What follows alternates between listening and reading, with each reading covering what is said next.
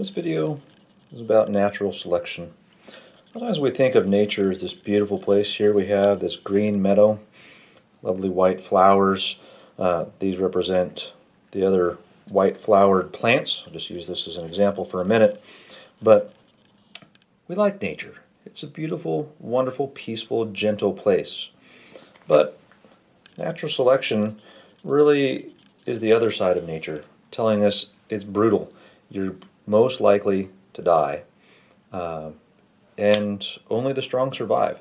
In fact, that phrase, survival of the fittest, is at least part of the story. It's not the entire story.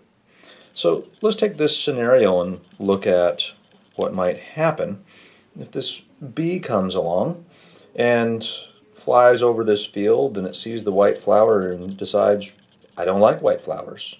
So it flies away to find a different field.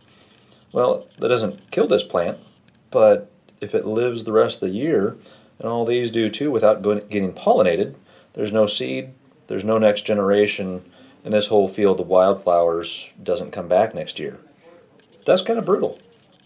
All right, so it's important in nature to sort of hedge your bets, and we'll have to put aside the idea about how this happens, but it's important that as a species you exhibit some variation in your traits. In this case we'll look at flower color, but you could choose anything else, the height, type of photosynthesis you use. If you're human, choose skin color, hair color, eye color, muscular build, what have you. But here's our population now with some red flowers mixed in. Maybe even just for good measure, let's throw in a few yellow flowered plants. It doesn't just have to be two colors. So now we have some good variation. That's great. Now if the bee comes along, it might decide, oh, I like the yellow flowers. I'm going to pollinate them. I'm going to pollinate the red flowers, carry that pollen back to the hive, and I'm going to tell my friends about it, and we're going to come back. And most of the bees are going to probably prefer the red flowers for whatever reason, and maybe a few of them will pollinate some of the white flowers. Maybe they feel bad for them. Maybe they're just kind of funny bees that have their own variation, and those bees like the white flowers. Maybe the other ones were too crowded. Who knows exactly? But there's this overall preference for the red and the yellow flowers. All right, so there's kind of what we might call variable success in this population of flowers. And what I'm driving at here, sometimes called Darwin's 4 points. I don't know that Darwin himself had exactly 4 points, and a lot of people are going to put these 4 points differently. There's usually very common features. Variation shows up in pretty much every one. Sometimes this is stated as over-reproduction, the idea that these flowers, when they reproduce, are going to produce lots and lots of seed, and not all of it's going to make it, partly because they might run out of water or something else. So let's take this whole population and choose the ones that don't survive. Well, maybe this guy died because somebody stepped on him. This one didn't produce any seed, neither did this one. This one got eaten by a deer. But overall, there's kind of this general trend that the survivors tend to have, well, let me restate that.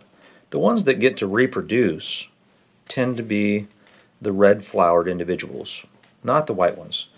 So, assuming this is an annual plant and it dies in the winter, and what's surviving is seed, most of that seed is going to carry the genes that will make the next generation red flowers. In fact, they're probably going to produce lots and lots of seed, and that's going to grow up into red-flowered plants. Sure, the white flowers are going to put some seed out there too. They didn't do quite as well as the red, and the yellow flowers, they did all right, and so they're going to put some seed out there. It's going to grow up into yellow flowered plants. And so now we have a population that looks a little bit different than it did before. And another key feature of natural selection is that there is inheritance of those traits, that red-flowered plants tend to produce red-flowered offspring, and yellow-flowered plants tend to produce offspring with yellow flowers. So we have that variation which does get inherited in the next generation. And so that next season, it's springtime, and the bee comes out and pollinates different flowers, and other aspects of nature come and act, and maybe somebody comes and bulldozes the field and takes out this strip right in the middle. Well, that was another act of nature. That was a little more random. But there's lots of different things acting on this population. But the selection part really is that idea that these guys with white flowers, the bees just don't tend to prefer, and maybe the yellow ones not as much. The bees, for whatever reason, really like the red flowers, and so they tend to survive. They tend to be the ones that reproduce. The white ones, much less so. The variation sticks around in many cases, but over time there's some change, as long as there's some preference for one color over another one. And so that population tends to accumulate those changes in its favor. And that accumulation of traits has to do with the environment at hand. It's the nature, it's the environment, both living and non-living components, that are selecting which, in this case, flower colors survive and which ones don't. Maybe that population of bees then goes extinct, and then we have a moth, and that moth doesn't like red flowers. It likes the white flowers. Well, thank goodness we still have white flowered plants around. Then we might see the population shifting in favor as the moths populate or pollinate the white flowered ones. Then they're going to do great, and they're going to be able to change, but they can really only survive if they have that variation. Can't emphasize enough the importance of variation in a population.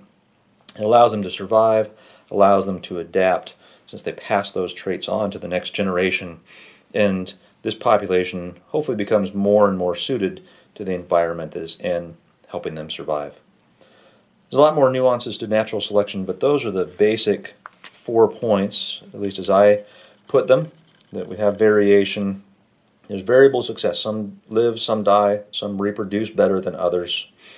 That variation gets passed on to the next generation, and there's change over time because of that to help that population match its environment best.